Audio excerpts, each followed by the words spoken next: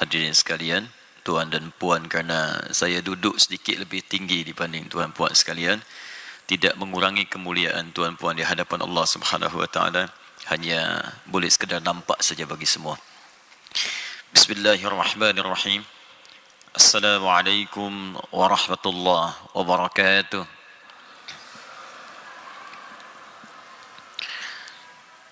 Alhamdulillahilladzi أنزل القرآن هدى للناس وبينات من الهدى والفرقان والصلاة والسلام على رسول الله الذي أرسله ربنا رحمة للعالمين فهدى الناس إلى هداية الله بالقرآن المتين على طريقة الإتقان. اللهم صل وسلم وبارك على هذا النبي الكريم الرسول المبين سيدنا محمد وعلى آله وصحبه وأمته إلى يوم الدين. أما بعد، فيا عباد الله، أوصي نفسي وإياكم بتقوى الله فقد فاز المتقون، فلا تموتن إلا وأنتم مسلمون. فقال تعالى: يا أيها الذين آمنوا اتقوا الله حق تقاته wala tamutunna illa wa antum muslimun. Hadirin sekalian, tuan puan yang dirahmati Allah Subhanahu wa taala, kita mulai dengan bersyukur pada Allah Subhanahu wa taala. Dengan rahmat Allah, kita masih diberi kesempatan untuk beribadah sampai dengan detik ini. Semoga seluruh ibadah kita diterima oleh Allah Subhanahu wa taala.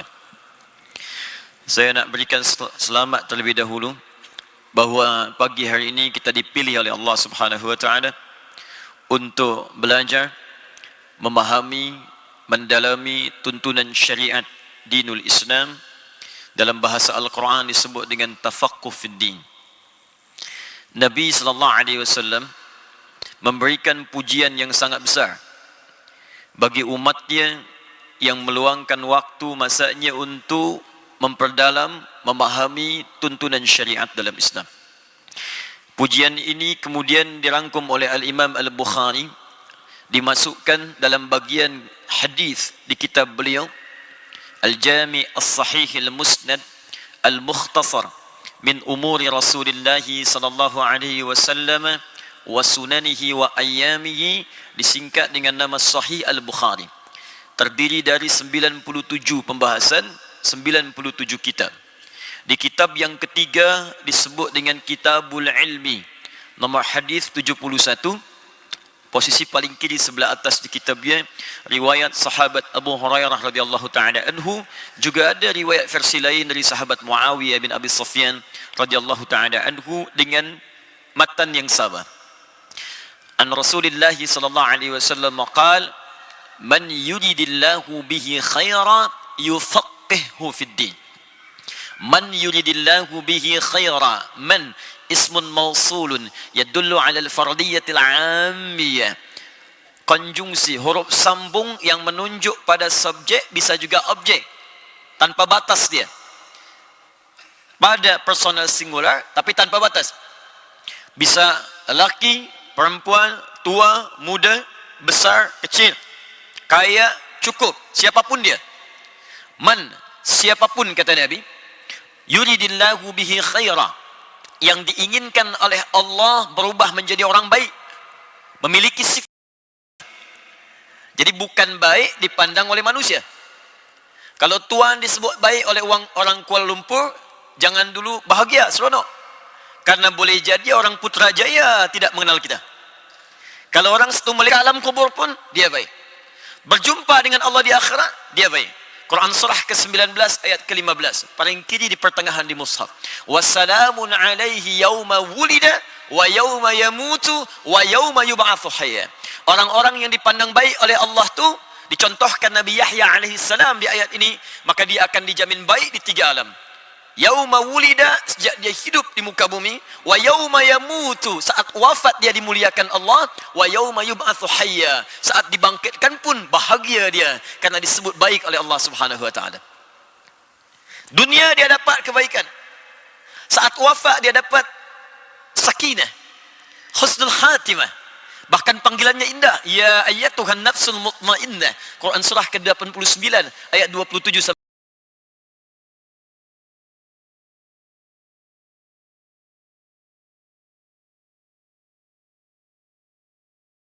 sampai dengan ayat 30-nya. Saat wafat di alam kuburnya dia mendapatkan kenikmatan. Sampai Allah menyampaikan kalau dia mampu dia akan datang kepada keluarganya, familinya. Dia akan kata, tak usah kau menangis. Jangan kau bersedih. Aku dibahagia sangat di sini. Kalau kau mampu cepat datang menyusul sini.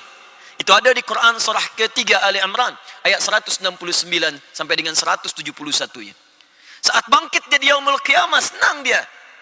Bahkan saking baiknya, ada orang yang diperkenankan menatap Allah tanpa hijab. Saat di dunia tak nampak dalam ghaib. Dunia alladzina yu'minuna bil ghaib, di akhirat dia mampu menatap Allah tanpa hijab. Berbinar wajahnya, bukan kerana masuk surganya, tapi karena bisa menatap Allah tanpa hijab. Itu ada di Quran surah ke-75 ayat 22 sampai 23. Sebelah kiri paling atas di mushafnya. Wujuhun yawmin nadhirah. Ada orang yang wajahnya nampak bersinar gembira. Datang ke Nabi Adam tak mampu beri syafaat. Datang ke Nabi Ibrahim tak mampu beri syafaat. Datang ke Nabi Musa tak mampu beri syafaat. Datang ke Nabi Isa malu beri syafaat. Karena banyak umatnya yang menganggap dia sebagai Tuhan. Mencari syafaat, ada satu golongan yang dia berbinar wajahnya. Kenapa? Diperkenankan melihat Allah tanpa hijab. Siapa mereka ini gerangan saat di dunia? Di antara mereka adalah orang-orang yang disebut oleh Nabi, orang-orang yang disebut baik oleh Allah Subhanahu wa taala. Jika tuan-puan ingin masuk ke dalam golongan ini, maka di antara pintu-pintunya ada pintu yang dibuka oleh Nabi sallallahu alaihi wasallam, dimasukkan oleh Imam Al-Bukhari dalam Kitabul Ilmi nomor hadis 71. Siapa gerangan mereka ini?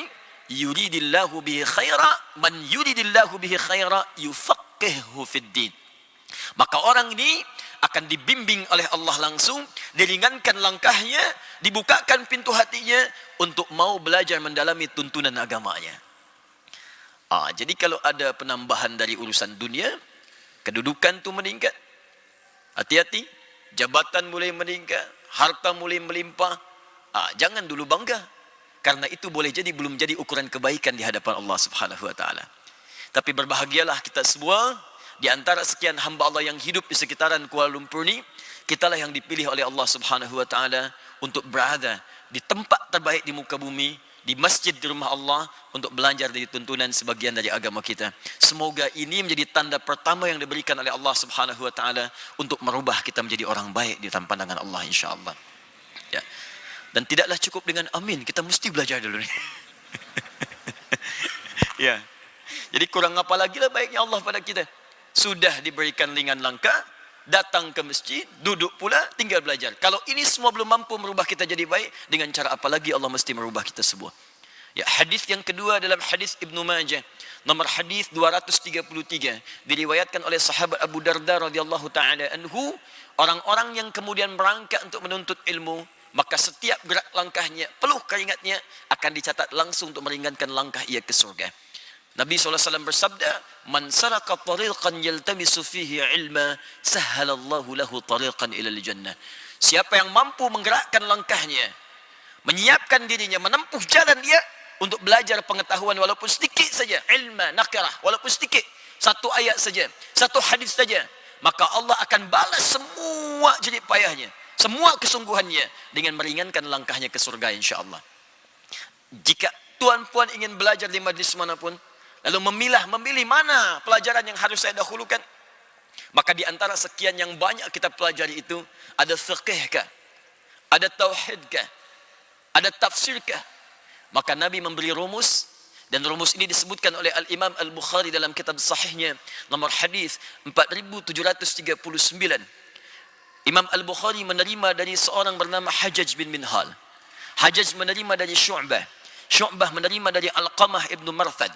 Alqamah ibnu Marthad menerima dari Sa'ad bin Zubaidah. Sa'ad bin Zubaidah menerima dari Abu Abdurrahman As-Sulami. Abu Abdurrahman As-Sulami menerima dari Uthman bin Affan radhiyallahu taala anhu. Di riwayat jalur kedua dari sahabat Ali bin Abi Thalib karamahu wajah.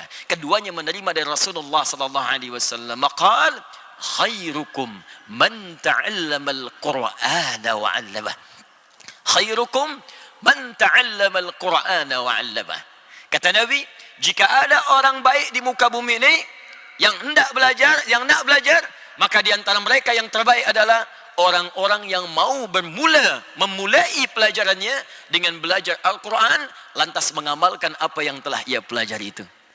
Kerana itu insya-Allah dalam kuliah pagi ini kita akan mencoba untuk berusaha menjadi orang baik dalam pandangan Allah dan Rasulullah dengan belajar tentang panduan hidup berdasar pada tuntunan Al-Quran dan Sunnah Rasulullah sallallahu alaihi wasallam. Mari kita mulai kuliah kita ini. Semoga Allah berkahi kita semua, berikan keikhlasan sehingga mudah ilmu kita dapatkan dan kita amalkan dalam kehidupan kita insya-Allah. Baik, saya senang, mohon izin saya berdiri sejenak supaya nampak dan terlihat. Saya senang menyampaikan kuliah dengan argumentasi atau dalil-dalil yang bisa dipahami dengan jelas, sehingga ketika kita amalkan kita punya keyakinan untuk beramal, dan bila ada soalan disampaikan pada kita, kita bisa menjawab.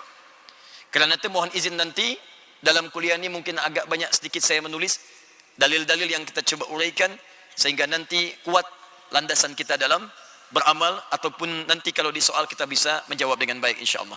Sepakat ya? Tinggal sepakat saja. Saya yang terangkan, saya yang tulis, mungkin juga saya yang hapus ya.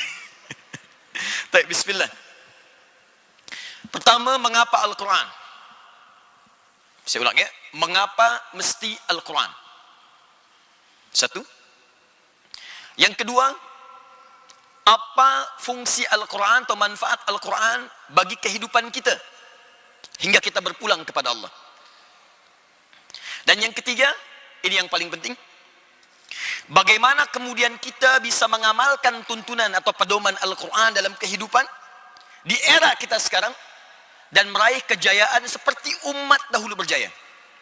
3 poin ini yang kita coba dudukkan, kita bahas, dan mungkin kita diskusikan di akhir kajian kita insya-Allah. Saya ingin berikan gambaran sejenak. 15 abad yang lalu, bahkan 150 tahun sebelumnya. Kalau 15 abad yang lalu, itu baru sampai pada era Nabi Muhammad sallallahu alaihi wasallam. 150 tahun sebelumnya, itulah mula masa yang dikenal dengan nama jahiliyah. Jahiliyah sampai kelahiran Rasulullah sallallahu alaihi wasallam yang disebutkan di tahun gajah itu sekitar tahun 571 Masehi. Kita perlu sepakat dulu kenapa masyarakat pada saat itu disebut dengan nama jahiliyah. Jahiliyah. Jadi ada jahlun, ada jahalah, ada jahiliyah. Itu berbeza. Jahlun bodoh. Jahalah dinaungi kebodohan. Jahiliyah penuh dengan sifat kebodohan. Jadi kalau mau mencari semua sifat bodoh, di situ kumpul semua.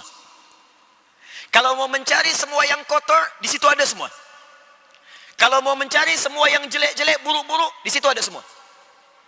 Anda mau mencari, misal Anda cari pencuri paling buruk semuka bumi, ada masa itu.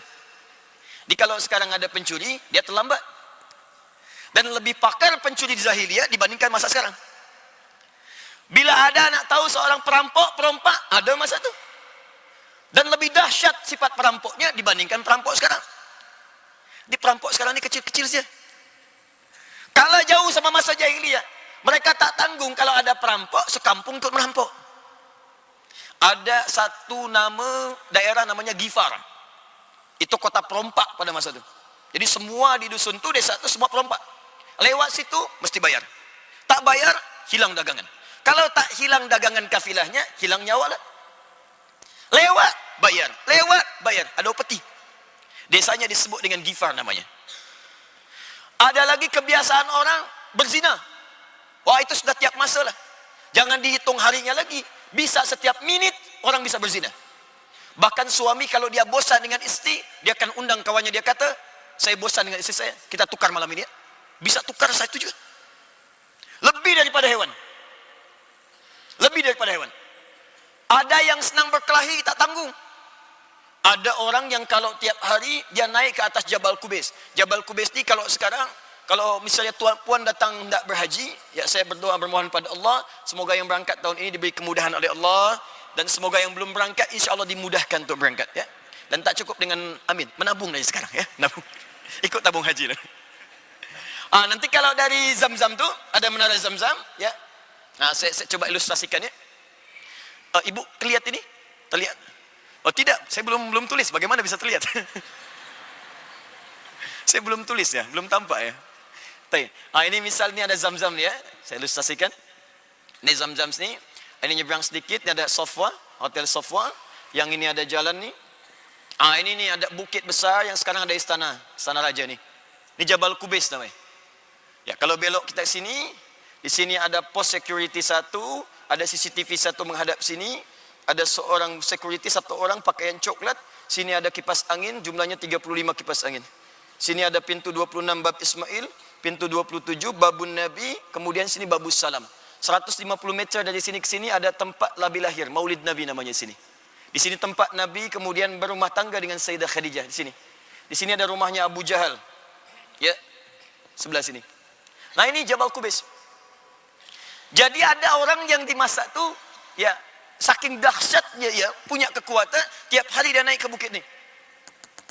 Dia naik ke bukit, dia umumkan, dia maklumkan, siapa yang berani dengan saya ingin bertarung, datang ayo naik di bukit manapun. Di bukit manapun. Jumpa dengan saya, kita bertarung. Tapi sebelum datang, pamit dulu pada ibu yang baru melahirkannya, pamit pada ibu yang sudah melahirkannya, karena dia akan pulang tanpa nama. Setiap hari.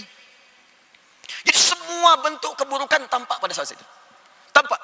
Dukun ada. Penipu banyak. Perampok ada. Pemabuk banyak. Pezina banyak. Dan disebutlah dengan nama jahiliyah dan tenggelam dalam dasar kehidupan di muka bumi.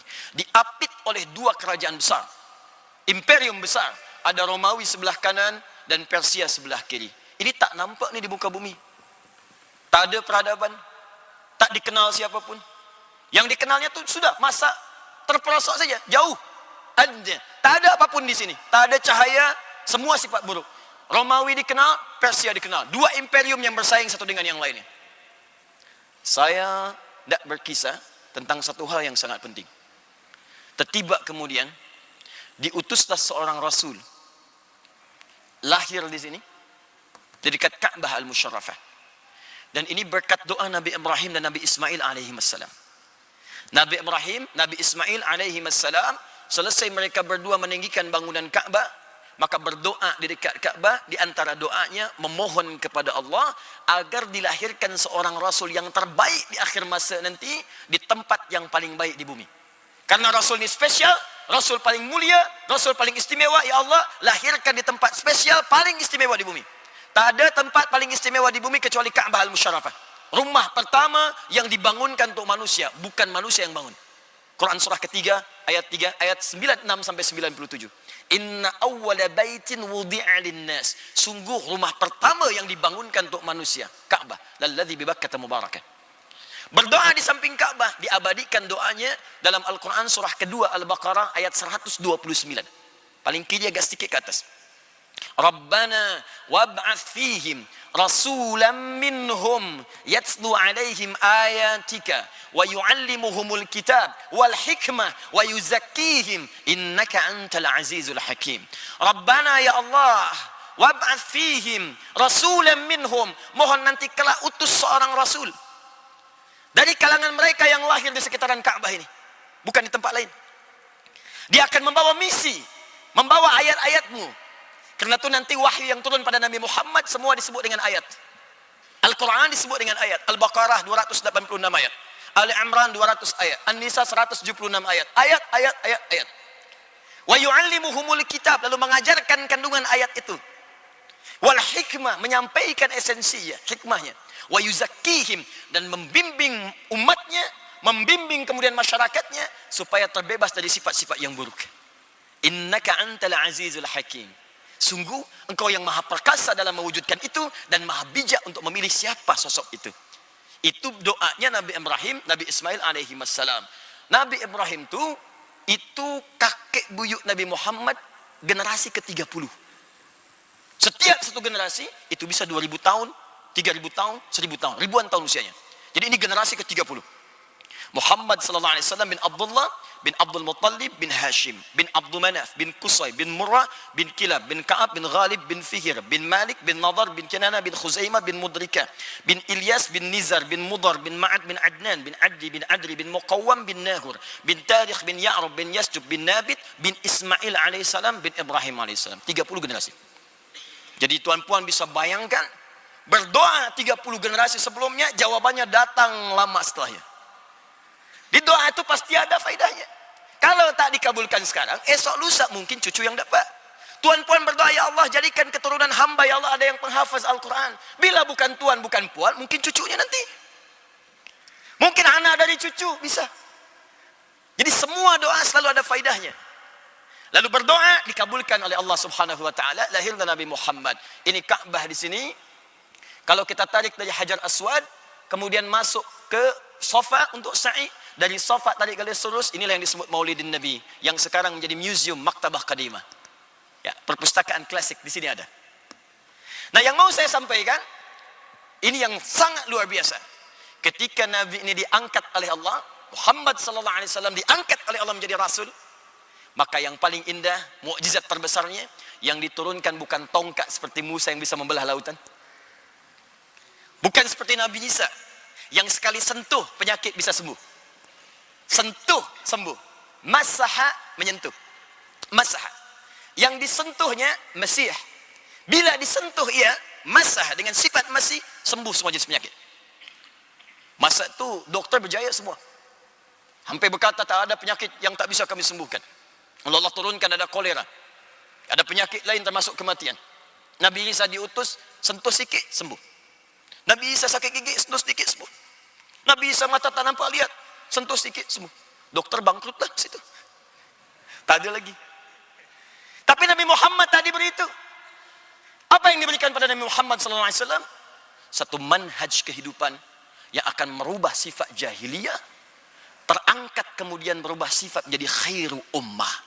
Umat terbaik. Dari umat yang tenggelam paling buruk akan diangkat jadi umat yang terbaik, membawa peradaban sampai dengan kemudian menyinari dunia seluruhnya. Diturunkanlah Al-Quran pada masa itu dengan wahyu pertama, turun di Jabal Nur Bukit Cahaya dengan kalimat yang sangat indah. Iqra bismi rabbikal ladzi khalaq. Hingga turun kemudian 30 juz, hingga turun 114 surah, hingga sampai sempurna keseluruhannya. Yang ingin saya sampaikan sebagai pembuka di mukaddimah kita, tiba kemudian dengan turunnya Al-Quran itu, umat yang tadinya disebut dengan jahiliyah, tiba kemudian berubah status menjadi khairu ummah. Turunlah Quran surah 3 ayat 110, paling kiri sebelah atas di mushaf, sebagai pengakuan terhadap perubahan dari jahiliyah menjadi khairu ummah. Kuntum khairu ummatin ukhrijat linnas ta'muruna bil ma'ruf wa tanhauna 'anil munkar wa tu'minuna billah. Khairu ummah. Khair itu puncak sifat-sifat kebaikan. Baik itu ada 5 dalam Al-Quran. Tayyib, Quran surah kedua ayat 168. Khair, Quran surah 3 ayat 110. Ma'ruf, Quran surah 3 ayat 104. Ihsan, Quran surah ke-46 ayat ke-15. Salih, Quran surah ke-7 ayat 189. Bila disebutkan khair, itu artinya sifat-sifat, kumpulan sifat mulia yang akan merubah seseorang berperilaku baik kemudian. Jadi kalau ada orang jujur, maka ini yang paling jujur. Kalau ada orang sabar, ini yang paling sabar. Kalau ada orang tawadhu, ini yang paling tawadhu. Bayangkan, dari tadinya jahiliyah paling kasar, tiba kemudian menjadi manusia paling lembut dalam kehidupannya. Tadi yang saya cakap, orang yang tiap masa naik ke atas Jabal Qubais itu namanya Umar bin Khattab radhiyallahu ta'ala anhu. Hanya mendengar satu kalimat Taha, surah ke-20, tiba ada sentuhan dalam jiwanya. Datang, didoakan oleh Nabi sampai mengucapkan kalimat asyhadu an la ilaha illallah wa asyhadu anna Muhammad Rasulullah. Siapa yang tak kenal Umar bin Khattab radhiyallahu ta'ala anhu, yang saat jadi khalifah bisa tiap malam dia keliling melihat rakyatnya. Kerasnya berubah jadi tegas, perhatiannya luar biasa. Tadi yang saya kata tadi, ada seorang perompak, sedesa perompak. Desanya dikenal dengan nama Ghifar namanya. Nama orangnya adalah Jundub bin Junadah. Jundub bin Junadah. Karena dia berasal dari Ghifar, maka dalam bahasa Arab kalau kita nak kenalkan diri berasal dari daerah itu, tambahkan alif lam di depannya, ujungnya ganti dengan i. Saya dari Ghifar, Al-Ghifari. Ada seorang penulis kitab hadis yang sangat famous tu, populer. Siapa namanya? Al-Bukhari. Nama aslinya bukan Al-Bukhari. Nama aslinya Muhammad. Namanya Ismail. Punya kakek namanya Ibrahim. Kakek buyutnya Al-Mughirah. Yang buyutnya Al-Bardizbah. Tinggal dia di kecamatan Ju'fa, Kabupaten Bukhara, Provinsi Khurasan, negara Uzbekistan sekarang. Karena dia berasal dari Bukhara, dia kenalkan namanya, saya berasal dari Bukhara, tambah alif lam depannya, ujungnya tutup dengan i, Al-Bukhari. Ada Ustaz Hamdan ni dari Putrajaya, dia datang ke Mekah, ya i. Ada Ahmad Al-Kuala Lumpuri, boleh? Boleh, ya. Nah, saya nak kembalikan, dia masuk Islam, belajar dari tuntunan Al-Quran. Jadi apa dia di kemudian hari? Allah kemudian ke kampungnya, dia dakwahi semua masa di kampung tu, berubah menjadi Muslim, sampai Madinah gempar pada masa itu. Datang orang dengan gerombolan kaki luar biasa, tak tik tuk, guncang Madinah. Dilihat siapa itu yang datang? Jundub bin Junadah dengan semua orang kampung yang masuk Islam. Maka beliau memperkenalkan dengan nama daerahnya, Ana Al-Ghifari, Abu Dhar Al-Ghifari, untuk memberi pesan kepada kita di masa datang. Saya berasal dari kampung yang dulunya gelap, masuk Islam, dapat cahaya dari Al-Quran, bisa merubah itu menjadi baik. Nah, karena itu dalam ilmu hadis, kalau kita nak belajar hadis, jangan langsunglah kemudian kepada matanya, lihat siapa yang meriwayatkan, ambil inspirasi dari situ. Nah, saya ingin bicara bahwa semua yang belajar dari Quran, Allahu Akbar, berubah semua. Berubah. Bahkan manhaj ini berlanjut kemudian di masa-masa yang akan datang. Tidak ada semua sahabat, tabi'in, orang-orang soleh di masa kejayaan Islam, semua tumbuh kecuali semenjak budak kecil-kecil itu, mereka menghafaz Quran terlebih dahulu. Mereka keluarkan tuntunannya. Sehingga apa yang terjadi? Allahu Akbar. Semua profesi yang mereka kerjakan tidak luput dari bimbingan Al-Quran. Ada dokter, dia hafal ayat-ayat kedokteran. Dia praktekkan dengan ayat itu, dia obati manusia dengan izin Allah Subhanahu wa taala.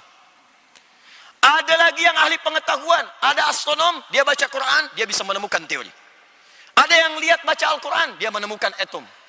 Ada yang baca Al-Quran, dia buat prototipe pesawat terbang. Nanti saya tunjukkan kepada tuan-puan semua. Yang mau saya sampaikan, Al-Quran dahulu didudukan seperti Allah menginginkannya. Bukan sekedar menjadi bacaan semata, sekalipun itu berpahala. Tapi mereka tempatkan Al-Quran sesuai petunjuk Allah melalui lisan Nabi SAW. Pertanyaannya, apakah peran yang dimaksudkan? Seperti apa gambarannya? Dan bagaimana kita mempraktekkan di era kita sekarang untuk kita dapatkan kejayaan seperti di masa lalu dalam konteks yang modern sekarang? Itu yang coba kita turunkan. Jadi saya baru mukaddimah nih, kita belum mulai ya. Di sini kita mulai ya. Saya boleh hapus ya? Alhamdulillah. Ini first time saya pertama datang sini ya. Saya datang sendiri, beri kuliah sendiri, menulis sendiri, dan menghapus sendiri. Masya Allah. Lengkaplah sudah. Bismillah. Ayo kita mulai. Saya nak turunkan dulu dalilnya sejenak ya. Kita mulai dengan Quran surah kedua Al-Baqarah ayat 185. Paling kiri di pertengahan di mushaf ya. Bolehkah saya minta spidol yang baru? Ada ya? Oh ya, bismillah. Jazakallah khair. Bismillah. Quran surah kedua Al-Baqarah ayat 185. Ini asasnya. Bismillah. Syahru Ramadan alladhi unzila fihi al-Quran hudal linnas. Ingat, hudal linnas. Di bulan Ramadan itu Allah berfirman, yang di masa itu kita berpuasa menunaikan siam, Allah turunkan Al-Quran. Masya Allah. Sejenak. Saking istimewanya Al-Quran ini, dipilih waktu yang paling istimewa. Saya mau tunjukkan kepada hadirin semua, tuan-puan semua, bagaimana dahsyatnya Al-Quran. Saat dia mulai turun, maka dia akan memberikan keistimewaan pada semua yang terkait dengan turunnya. Saya mau beri contoh sebentar. Al-Quran diturunkan pada Nabi Muhammad melalui malaikat siapa? Jibril. Saat malaikat Jibril mendapatkan wahyu dari Allah untuk menurunkan Al-Quran, maka berubah statusnya naik menjadi Sayyidul Malaikah, Ruhul Amin. Rasulun fis sama, lahu sahibun rasulun fil ard, fid dunya. Rasul di langit, malaikat punya sahabat, punya kawan, rasul di muka bumi. Nabi Musa alaihissalam sahabatnya malakul maut. Malakul maut. Semua punya teman, punya teman, punya teman. Tapi ketika Al-Quran diturunkan, semua tak berlaku. Diangkat satu malaikat menjadi tuan dari semua malaikat. Sayyidul malaikat. Jibril mendapatkan risalah wahyu, menurunkan pada Nabi Muhammad sallallahu alaihi wasallam, maka berubah status jadi Sayyidul malaikat. Al-Quran turun di satu bulan, namanya Ramadan. Maka Ramadan kemudian berubah status menjadi Sayyidus syuhur. Sayyidus syuhur. Tuan dari segala bulan. Mulia. Siang malamnya ada ampunan. Siang malamnya ada rahmat. Hanya di Ramadan, siang malamnya ada ampunan, ada rahmat, ada semua kemuliaan. Atas berkat Al-Quran. Al-Quran turun di satu malam di Ramadan. Maka malamnya berubah menjadi Lailah Mubarakah. Dalamnya ada pahala. Kalau kita beribadah, dapatlah kita sama dengan lebih dari 1000 bulan. Bahkan turun satu surah, Al-Qadar. Inna anzalnahu fi Lailatul Qadar. Wa ma adraka ma Lailatul Qadar. Ingat, ada lail, ada lailah. Itu berbeza. Kalau lail, itu waktunya saja, malam. Kita mau tahajud, kapan ditunaikan? Ambil waktu malam. Quran surah 17 ayat 79, paling kiri pertengahan, agak sedikit ke atas. Wa minal laili fatahajjad bi. Dari sementara waktu malam, silakan bangun tunaikan tahajud. Waktunya malam. Ya, lail itu malam. Layali jamaknya. Lail, layali, lela, lili, lala, itu malam. Ya, ibu laila, ibu malam-malam. Tapi kalau kita tambah dengan tak, lailah, artinya ada yang istimewa di malam itu. Tak sama dengan malam lainnya. Saya nak bicara tentang diksi Al-Quran begitu luar biasa. Tak pernah Allah menempatkan satu lafaz kecuali memiliki makna yang sangat indah. Allah sampaikan sungguh di malam itu ada yang istimewa. Beza dengan malam yang lain. Apa yang istimewa? Lailatul Qadri khairum min alfi syahr. Siapapun yang beramal di malam itu, bertepatan dengan malam itu, maka semua pahalanya dilipatkan lebih daripada 1000 bulan. Bukan 1000 bulan, lebih daripada 1000 bulan. Kalau kita convert itu 1000 bulan, sekarang minimal misalnya 85 tahun. Jadi kalau Tuhan kemarin bertepatan dengan malam Al-Qadar, baca Al-Quran, biasanya satu hurufnya 10. At-Tirmidzi, nomor hadis 2910. Man qara'a harfan min kitabillahi falahu asyru hasanat. Siapa yang bisa baca Al-Quran, satu hurufnya, setiap huruf 10 kebaikan. 10. Tapi ingat, menghitungnya bukan 1, 2, 3, 4, tak. Ini kita di masjid saja, di hadis Muslim, dapat 25. Baru masuk dapat 25 kebaikan. Jarak 1 ke 2, 500 tahun. 2 ke 3, 500 tahun. 3 ke 4, 500 tahun. Baca Al-Quran setiap hurufnya 10. Setiap jaraknya bisa 500 tahun. Tapi malam Al-Qadar, Anda baca satu huruf, maka seakan-akan baca Al-Quran 85 tahun tanpa henti. Ada yang bisa 85 tahun tanpa henti baca Al-Quran. Sehari saja mungkin tak bisa, penat kita. Satu huruf saja. Bertepatan dengan malam Al-Qadar. Nun. Cukuplah. 85 tahun. Turun di malam itu berkah. Al-Quran turun pada Nabi, Iqra bismi rabbikal ladzi khalaq, yaumul jum'ah. Sepakat ulama. Maka Jum'ah berubah status jadi Sayyidul Ayyam. Tuan daripada setiap hari. Al-Quran turun di Makkah. Nabi hijrah ke Madinah, ke Yathrib. Turun di Makkah, maka Makkah terberkahi. Semua yang tak ada itu ada di Makkah. Makkah tandus biwadin ghairi dzi zar'in inda baitikal muharram. Bayangkan, Quran surah 14 ayat 37. Kata Nabi Ibrahim, ya Allah, aku ni hendak tinggalkan anakku Ismail dengan ibunya di tanah tandus yang tanaman pun tak tumbuh, tanaman tak tumbuh, tapi semua jenis buah, ragam buah ada di situ. Al-Quran turun, berkah. Nabi hijrah ke Yathrib. Yathrib, asalnya Yathrib, mulanya Yathrib. Yathrib itu keturunan anak dari Nabi Nuh alaihissalam. Menetap di situ, daerahnya disebut dengan namanya. Mulanya kotor, tertinggal, ekonominya jauh sekali. Datang Nabi, turun Al-Quran, berubah jadi peradaban. 3 tahun selesai krisis ekonomi, selesai. Tumbuh dia, bangkit dia, sampai punya cahaya. Dari Yathrib desa berubah menjadi kota. Kota dalam bahasa Arab disebut dengan Madinah. Penuh dengan cahaya kebaikan munawwarah. Sampai sekarang, kota itu bernama Al-Madinah Al-Munawwarah. Di setiap Al-Quran turun ke setiap tempat, atau ke setiap jiwa siapapun, pasti dia akan memberikan sinar pada orang-orang di sekitarnya. Kalau Makcik, tuan puan tak percaya, silakan jadikan anaknya, budak yang paling kecil saja, dia hafaz Quran usia 5 tahun, maka dia akan membawa cahaya di rumahnya. Saya mengajar anak-anak hafaz Quran itu. Allahu Akbar, ada 1 anak, 2 anak, 3 anak, hafaz Quran dengan nomornya, dengan halamannya, dengan tempatnya, dengan temanya.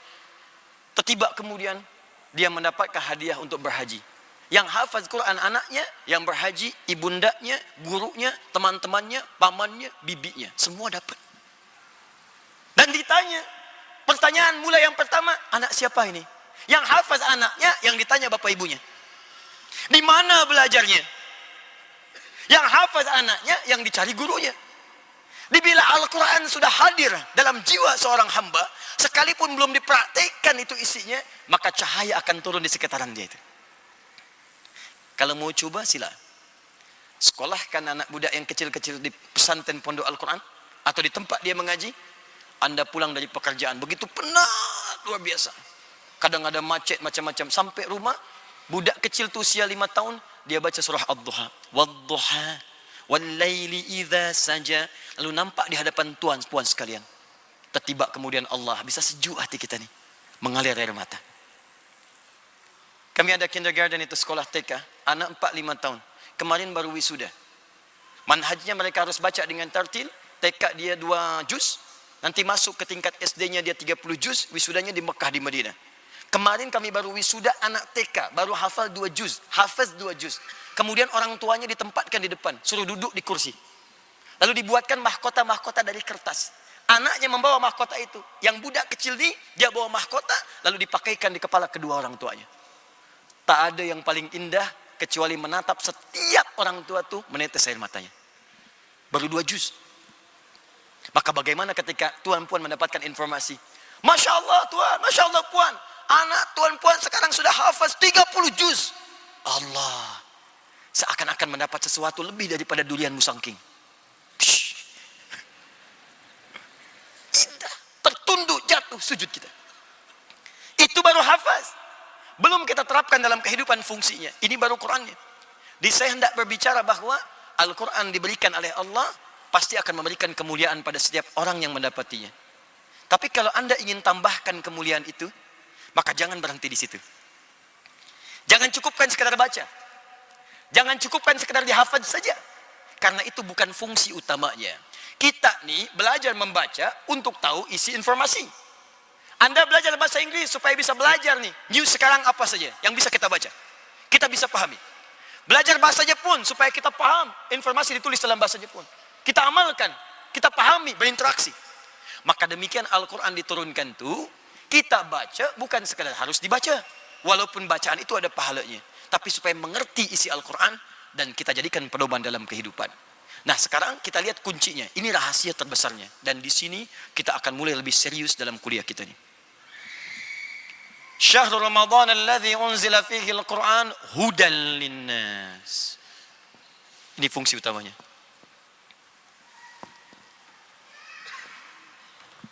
Hudan. Tak ada yang lain. Kata Allah, saya turunkan Al-Quran di bulan yang mulia, di waktu yang mulia, melalui malaikat yang paling mulia, kepada Rasul yang paling mulia, di tempat yang paling mulia, dan dalam keadaan yang sangat mulia, untuk memberikan sebuah misi yang paling mulia bagi seluruh manusia. Untuk semua manusia. Jadi Al-Quran ini didesain untuk semua manusia tanpa kecuali. Sejenak saya mau bagi info sedikit ya. Saya sampaikan tadi malam juga di masjid Tuan Kumizan. Jadi manusia ini dalam Al-Quran disebut dengan 5 nama. Bukan hanya 1, 5 nama. Hanya memang di mushaf terjemah itu seringkali diterjemahkan dengan 1 saja makna. Kalau maknanya 1, kenapa lafaznya bisa berbeza? Ya. 1 disebut dengan bashar namanya. Apa namanya? Bashar. Disebutkan 35 kali dalam Al-Quran. Ya, qul innama ana basyarum mithlukum. Nama pertama yang Allah berikan kepada Adam ketika dicipta itu bashar. Bashar. Quran surah 15 ayat ke-28. Wa idh qala rabbuka lil malaikati inni khaliqum basyara. Ketika Allah firmankan kepada malaikat, aku akan mencipta makhluk baru, bukan malaikat, bukan jin, tapi basyar namanya. 2 ins. Ins. Selalu dipasangkan dengan jin. Ins. tersebut dalam Al-Quran pasangan ni 18 kali. Ya ma'syaral jinni wal ins. Wa ma khalaqtul jinna wal ins. Baik. 3, insan. Al-insan. Disebutkan 65 kali dalam Al-Quran. Ada surahnya surah ke-76 Al-Insan. Hal ata 'alal insan. Iqra bismi rabbikal ladzi khalaq khalaqal insan. Ar-Rahman 'allamal Qur'an khalaqal insan. Baik. Yang keempat ada Bani Adam. Disebutkan 7 kali dalam Al-Quran. Contoh Quran surah ke-7 ayat 31. Ya Bani Adam khudhu zinatakum 'inda kulli masjid. Dan kelima ada yang disebut dengan An-Nas. Disebutkan 241 kali dalam Al-Quran. Bahkan menjadi satu surah paling favorit bagi kebanyakan manusia saat ini. Surah ke-114. Qul a'udzu birabbin nas. Saya fokus ke An-Nas dulu. Yang lain nanti mungkin ada masa kuliah lagi baru kita bahas.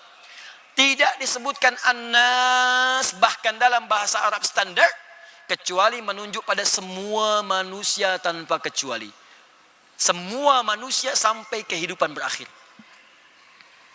Jadi Al-Quran ini ketika diturunkan 15 abad yang lalu, kata Allah fungsinya bukan sekedar untuk umat Muhammad sallallahu alaihi wasallam di masa itu. Sampai kapanpun tiba manusia, sampai berakhir kehidupan, sepanjang masih ada manusia, maka fungsi Al-Quran berlaku melampaui semua masa dan zaman. Karena itu risalah Nabi Muhammad diutus secara universal. Melampaui setiap zaman, beza dengan Rasul yang lain. Nabi Nuh terbatas tempatnya, tak boleh lewat dari tempat itu. Nabi Isa misal, Nabi Isa itu hanya boleh wilayah Palestina saja, sebagian kecilnya. Tak boleh lewat situ.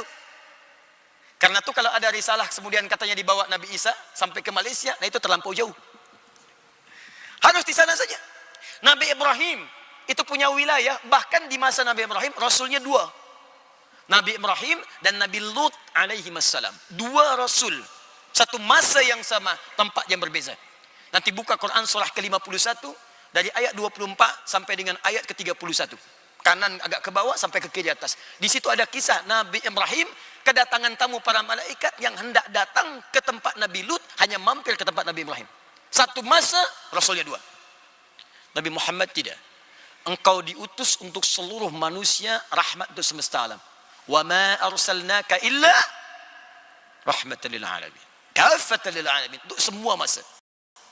Karena ketika Allah berikan mukjizat, maka mukjizatnya disandingkan dengan kalimat An-Nas, bukan ins, bukan bashar, bukan insan, bukan Bani Adam. Nas untuk semua manusia.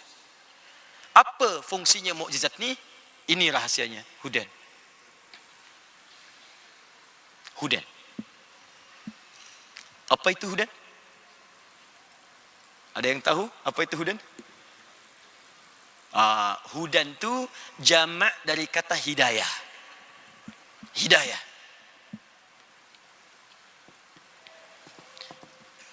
Hidayah itu punya ragam makna dalam bahasa Arab. Satu, bisa berarti solution. Solusi dari semua problematika hidup yang kita alami. Solusi. Jalan keluar, makhraj.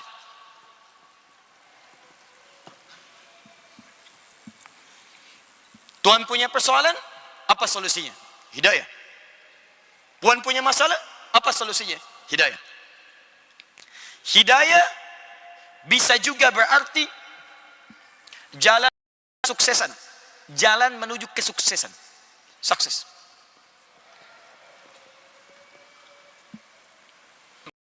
Ya Allah, berikan kami kemudahan dalam hidup. Masya Allah, mau bekerja, mudah. Mau berumah tangga, mudah. Apapun yang dikerjakan, mudah. Mudah. Hidayah. Bila kita nak satukan semua ni, solusi, sukses, mudah, hidayah, maka saya nak beri contoh.